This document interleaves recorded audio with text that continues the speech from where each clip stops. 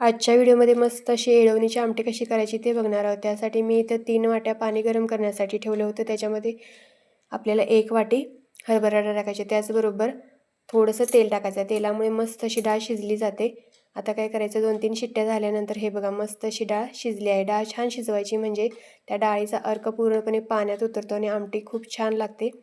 आता काय करायचं, एक चाळण घ्यायचं आणि त्याच्यामध्ये ही डाळ अशी नितळून घ्यायची। या डाळीच्या तुम्ही पुरणपोळ्या किंवा करंज्या करू शकता। आता जे राहिलेलं पाणी आहे त्याला म्हणतात येळवणी। ह्याच्यापासून मस्त अशी आपण येळवणीची आमटी बनवणार आहोत।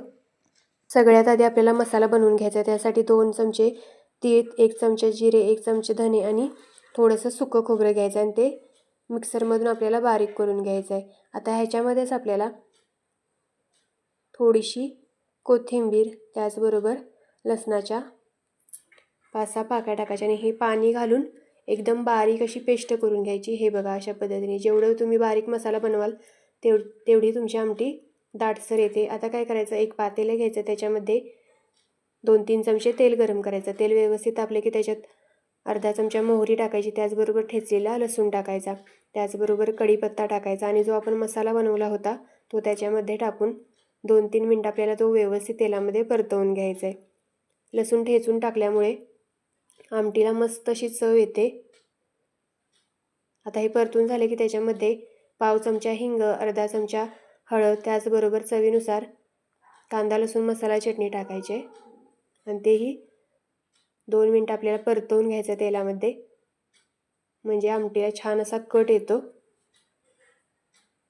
2-3 मिनिटं परतवून झाले की काय करायचं, जे आपण येळवणी काढलं होतं ते त्याच्यामध्ये घालून घ्यायचं आहे आणि गरजेनुसार आपल्याला ह्याच्यामध्ये गरम पाणी घालून घ्यायचं आहे।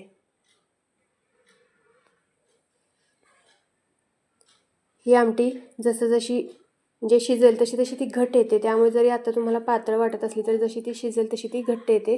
त्यात थोडंसं चवीनुसार मीठ टाकायचं आणि छान अशी उकळी येऊ द्यायची।